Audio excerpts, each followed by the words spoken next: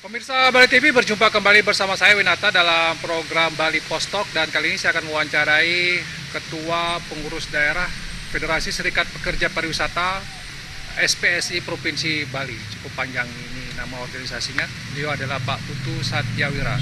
Ya, Serikat Pariwisata penting juga kita minta komentar statementnya, karena pariwisata Bali sudah hampir 4 bulan ini tiarap, bahkan mungkin sudah setengah mati atau sudah di titik nadir. Nah, bagaimana nasib kawan-kawan di Serikat Pekerja Pariwisata, kawan-kawan yang bekerja di pariwisata? Kita langsung sapa dulu Pak Putu. Om Swastiastu Pak Putu. Om Swastiastu Pak Winata. Gimana kabarnya Pak Putu? Sehat? Baik, sehat. Tetap namun tetap semangat, berusaha untuk selalu menjalani hidup sehat, Ya. penuhi protokol kesehatan. Bila berkerumun dengan banyak orang, atur jarak, itu wajib kita lakukan. Tapi yang paling penting sebetulnya sekarang kita pada, kalau boleh kita katakan, kegalauan, khawatir takut tertular COVID, dan kegalauan karena ketidakpastian dibukanya pariwisata di Provinsi Bali. Ya, ya. Situasi ini sangat mengganggu pikiran kita, karena kenapa? Dari bulan Februari rekan-rekan kita yang berstatus daily worker, kemudian kontrak, itu sudah lebih dulu diputus hubungan kerjanya, terutama di Chinese market, yang khususnya perusahaan yang menerima tamu-tamu Cina.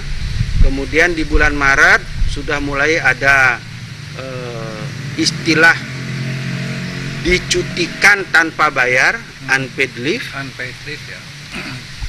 Kemudian yang seharusnya sih cuti unpaid leave itu sebetulnya kalau dalam situasi normal kita yang mengajukan, gitu. Karena kita punya bisnis, punya kepentingan yang lebih besar nilainya, kita baru mengajukan unpaid leave.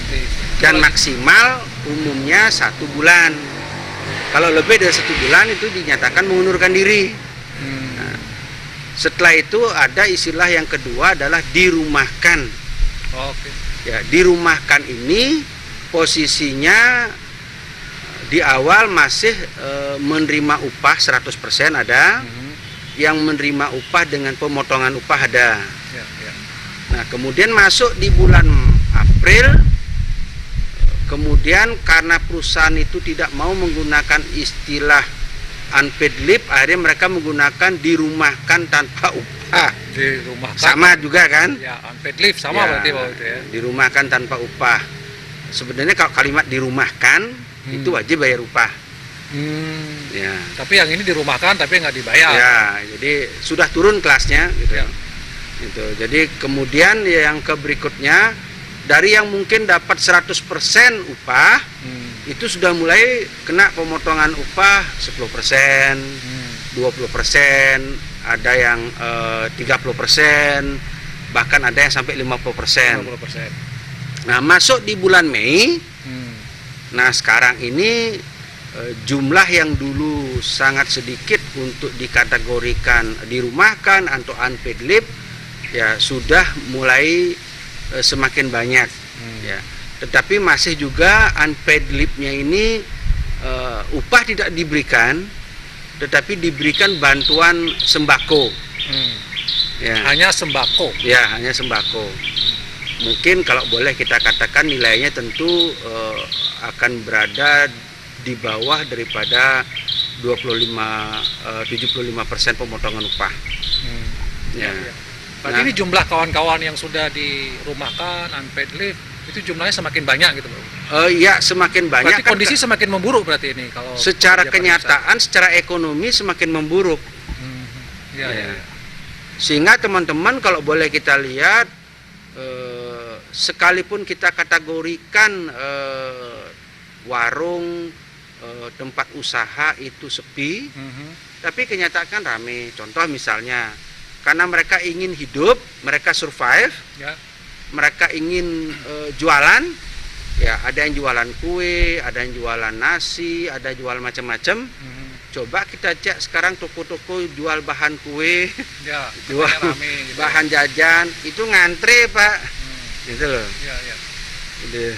Kalau begitu ceritanya Pak Putu, berarti kalau Pak Putu ingin menggambarkan kawan-kawan pekerja pariwisata ini kondisinya seperti apa sih sekarang ini? Apakah baik-baik saja, parah, prihatin, atau sudah... Kalau boleh saya katakan, kalau dalam statusnya COVID itu sudah beberapa sudah masuk zona merah secara ekonomi.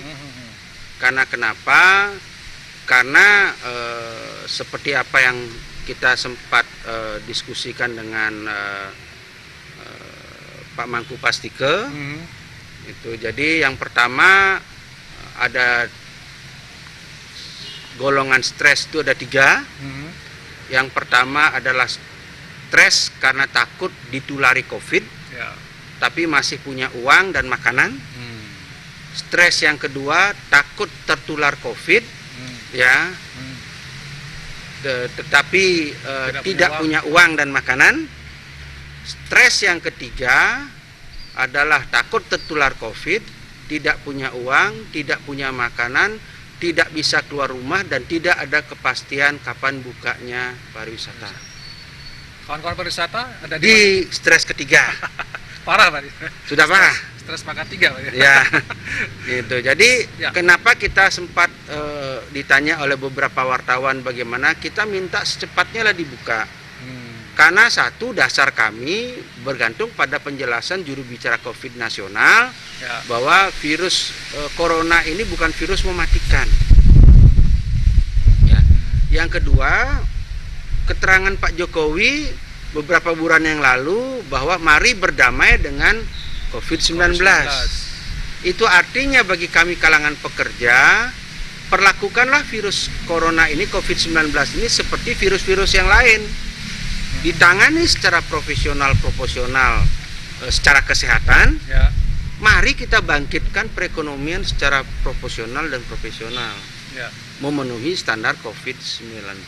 Jadi kalau begitu apa yang diinginkan atau diharapkan oleh kawan-kawan di pekerja pariwisata adalah segera buka sektor pariwisata lagi gitu ya. Ya, kita mengharapkan bukan segera, secepat mungkin. Cepat mungkin. Karena kenapa? Perhitungan kita dibuka semakin cepat pun kita masih menunggu masa sepi, Pak. Karena Eropa kan belum membuka warga negaranya keluar. Sehingga andalan satu-satunya adalah teman-teman dari daerah lain. Jadi wisatawan domestik. Wisatawan Nusantara. Tetapi kalau lagi kita dengar dengan kekhawatiran yang berlebih-lebihan, ketakutan yang berlebih-lebihan, nanti ada transmisi antar pulau, lokal dan sebagainya, ya sudah, diam di rumah, mati sudah. Itu loh. Pak Putu. Ya kan? Sampai Bagi pekerja itu gini, Pak Widan. Sampai berapa lama kira-kira kawan-kawan pekerja ini stres pangkat 3-nya bisa bertahan? Kita tidak mau bertahan ya, Pak. Kita pengen survive. Ya. Salah satu survive itu adalah kita bekerja. Dengan kita bekerja tentu ada atmosfer yang berbeda. Ya. Dalam pikiran kita, dalam perasaan kita melihat tempat kerja kita membersihkan tempat kerja kita akan menghadapi suasana baru. Kemudian karena kita beragama Hindu mayoritas, ya kita nunasice kepada Sang Hyang Widi, ya. Di tempat kita bekerja masing-masing semuanya ada pura. Ya mungkin doa kita di sana saat kita mulai bekerja, mudah-mudahan lah Ide Sang Hyang Widi memberkati kita gitu loh. Ya. Karena kalau tidak kita mulai, kita selalu dihantui. Ya. Ini justru sangat membingungkan. Ya. Kenapa? Karena kami melihat begini, Pak Winata. Satu sisi virus ini kan tidak membahayakan, bukan virus mematikan, seperti HIV/AIDS, seperti yang lain-lain ya. Tetapi daya tularnya tinggi. Ya, betul. Dan sudah kita antisipasi, pakai masker, jaga jarak, cuci tangan dan sebagainya. Kalau kita di pariwisata sudah dekat dengan namanya K3, keselamatan kesehatan kerja. Ya. Artinya sudah terbiasa dengan sudah sistem terbiasa. kesehatan itu. Hanya kita lakukan lebih strict. Ya. Ya. Jadi kan ini, nah sehingga kalau kita sekarang berpikir terlalu lama kita khawatir, terlalu lama kita takut, akhirnya kita paranoid. Ya. Ini kesehatan mentalnya jadi terganggu. Ya. Sudah pasti. Ya, itu yang membuat Ya. Saya berikan contoh begini, Pak Winata. Teman-teman yang di kapal pesiar itu gajinya kan dolar. Ya. setiap bulan mereka ngirimin uang ke keluarga di Bali puluhan juta, Ya, ya kan? ya. Keluarga sudah terbiasa hidup secara ekonomi puluhan juta, Puluhan juta per bulan gitu ya. ya kan? Tiba-tiba suaminya datang dengan 0 rupiah, ayo. Ya, sulit dibayangkan ya bagaimana mereka Sudah kita nggak bisa menjalani- bayangkan apa-apa. Ya, Belum lagi mereka tertekan karena dianggap sebagai pembawa virus corona. Len puwe nan sendi banjar ke kengkenan, dijauhi. ya, ya. Berapa faktor yang harus mereka tambah stres tanggung? lagi berarti ya. Gitu loh. Tambah stres lagi Ya. jadi kawan-kawan PM. Jauh lebih stres daripada kawan-kawan yang bekerja di Ya jauh pariwisata lebih di- stres. Karena kebetulan kami punya anggota, Mhm. ada yang suaminya bekerja di kapal pesiar, Ya. ada istrinya di kapal pesiar, Mhm. ada keluarganya, Hmm. gitu. Nah, sehingga inilah yang memberikan kita informasi Mhm. bahwa sesungguhnya kalau boleh kita katakan kita yang di darat ini lebih bersyukur. Mhm. Ya, Ya. betul betul. Tetapi di balik bersyukur ini kita juga merasa bahwa secara tekanan mental kita menghadapi tekanan yang sama. Baik, Pak Putu, kalau begitu misalnya kalau secara lugas Pak Putu ingin sampaikan kepada pihak-pihak terkait pemerintah apa sebenarnya harapan ya yang real yang itu mungkinlah dilaksanakan oleh pemerintah dalam waktu segera untuk membantu kawan-kawan, karena kan saya kira ada kalau nggak salah puluhan ribu Pak Putu ya yang bekerja di sektor pariwisata dan sangat terdampak. Kalau di sektor pariwisata secara keseluruhan data yang bisa kami dapatkan mungkin 1,2 sampai 1,5 juta. orang Bali ya, Ya, orang Bali kan Orang gitu Bali. ya, yang bekerja di itu sangat terdampak oleh pariwisata. oh sangat terdampak. Ya mungkin apa yang harapan dari kawan-kawannya apa yang sebenarnya yang Harapan bisa kita cuma membantu satu, gitu lah. kembali bekerja gitu. Kembali bekerja. Ya. Itu Kita- artinya pariwisata dibuka. kan Ya, gitu pariwisata dibuka. Jadi harapan kita sebetulnya kan begini, kita minta rekan-rekan pengusaha itu jujur. Oh, pengusaha pariwisata, pemilik Ya, hotel. gitu ya, pemilik hotel jujur. Karena kita ngomongin pariwisata nih, Ya, ya. harus jujur. Jujurnya gimana? Karena kami khawatir pemerintah menganggap ketahanan ekonomi perusahaan pariwisata itu kuat. Oh. Sudah sekian puluh tahun di Bali sudah menggeruk keuntungan sekian. Ya, itu yang berkembang selama ini. Ya kan itu yang berkembang. Padahal sebelumnya sebenarnya bukan seperti itu. Ya tapi kenyataannya kita kena potongan upah. Ya kan? Ya, ya. Kan sudah tidak match gitu loh. Eh, Bayangkan international chain hotel ya, ya, ya. itu melakukan pemotongan upah. Hmm. Hmm. Ya. Ya. Apakah pemerintah ini tahu? Itu berarti sebenarnya Pak Putu melihat selama ini pengusaha perhotelan ini tidak akomodasi pariwisata yang tidak jujur berarti. Bukan tidak jujur, artinya mereka benar-benar minta kepada pemerintah sehingga permintaannya kan menjadi dua sisi. Ya. Pengusaha minta, pekerja minta, Hmm. gitu loh. Ya, ya. Nah sekarang kalau pekerja aja minta, pengusaha tidak minta kan susah. Hmm. Oh, begitu maksudnya. Ya. Jadi- Makanya kita sering mengatakan, tolong pada pemerintah jangan melihat situasi ekonomi pengusaha, tapi lihatlah situasi ekonomi pekerja Kerja. yang menjadi mayoritas Hmm. rakyat Bali gitu. Baik. Itu yang diharapkan kepada pengusaha. Kalau yang pemerintah apa yang diharapkan? Ada apa? Itu dari tadi saya sampaikan bahwa kita berharap bahwa Segera pemerintah Ada jangan kepastian. melihat faktor ekonominya pengusaha saja, tapi juga melihat faktor ekonomi pekerja. Dan juga dengan kejadian ini, analisa seperti ini, kita berharap pemerintah secepatnya membuka pariwisata di Bali. Ya. Ya, dan kita katakan kita siap Mhm. memenuhi standar COVID, Mhm.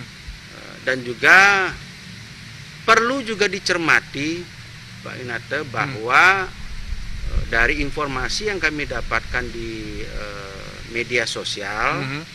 dan beberapa tamu yang datang ke Bali, Mhm. di Eropa sendiri ada pemahaman yang merasa COVID ini hal yang biasa gitu loh. Oh, Sehingga kita lihat banyak yang tidak pakai masker, banyak yang ini sudah gitu. mulai terbiasa gitu ya. Ya. Oke, baik. Nah, sehingga kalau mereka ini nanti datang ke Bali, ya. jangan sampai mereka liburan ke Bali berharap menemukan suasana yang menyenangkan. Ternyata datang ke hotel dia lihat rumah sakit. Kenapa semua pegawainya pakai masker semua? Oh, sudah salah juga berarti. Iya. Baik. Makanya ini mesti kita pikirkan. Oke. Nah, baik. mendeklar kita Oke. sehat, Ya. mendeklar kita siap, Oke. mendeklar kita bisa melayani tamu yang paripurna, katakanlah gitu. Ini juga perlu strategi, karena dalam bahasa pariwisata kan pariwisata penuh dengan pencitraan. Betul. Ya. Baik. Nah, gimana Itu juga kita harus- membenahi Ya. citra Berarti itu dalam sendiri? new normal juga harus perlu dipikirkan secara matang. Tapi harapan dari para pekerja pariwisata sebenarnya ada kepastian, ada bagaimana pariwisata ini bisa kembali segera berjalan gitu Ya, ya. Karena betul. itulah Jadi- memang hampir jutaan orang yang bergantung Ya, dari langsung jadi- maupun tidak langsung terhadap Ya, sektor. Baik, terima kasih Pak Utu. ya. Semoga tetap semangat kawan-kawan di perusahaan, tetap sabar gitu ya, Ya. tetap tabah dan Jadi gini semakin kuat. Pak, Ada sedikit lagi Pak Utu ya waktunya. ada mungkin sedikit dalam posisi ini kita juga menyadari Ya. pemerintah Ya. tentu tidak berani gegabah mengambil keputusan. Ya. Jadi pemerintah juga akan menggunakan kalkulasinya. Ya, betul. Selama ini kan terjadi kebuntuan komunikasi. Hmm. Karena kenapa kami katakan kebuntuan? Bahwa pemerintah tidak sepenuhnya melibatkan kami yang ada di Pariwisata. jaring garda terdepan. Pariwisata. Oh. Ya. Ya. Nah, sehingga ini yang menjadi ritmenya tidak sama. Oh, begitu. Sehingga kita harapkan ya kalau nanti Pak Gubernur ingin membuka pariwisata Bali, Ya. mari kita bicarakan bersama-sama, Ya, pengusaha pariwisata, Ya. pekerja pariwisata, Pariwisata. ya kami di Federasi Serikat Pekerja Pariwisata SPSI Provinsi Mhm. Bali dilibatkan Dilibatkan. Baik. untuk diajak bicara urun rembuk Ya. supaya penanganan yang parsial dan sebagainya itu kita bisa hindari. Baik. Kita bersama-sama bangkit bersama-sama membangun Bali menjadi Bali yang maju, Bali yang unggul, Bali yang makmur, Bali yang sejahtera. Baik. Terima kasih Pak Putu atas waktunya, Ketua PDF SPPAR SPSI Provinsi Bali. Banyak sudah disampaikan dan tentu ini juga merupakan sebenarnya harapan kita bersama ya. Karena perekonomian itu sudah mulai terpukul lebih dalam lagi, bahkan ada yang mengatakan Bali sudah resesi, hampir krisis, hampir Great Depression akan melanda Bali. Mudah-mudahan ini tidak terjadi. Pariwisata bisa segera buka, kita tetap semangat, kita tetap bergotong royong. Selalu dalam setiap dialog saya akan tutup dengan semoga badai ini segera berlalu. Sekali lagi terima kasih, sampai jumpa di Bali Post Talk berikutnya.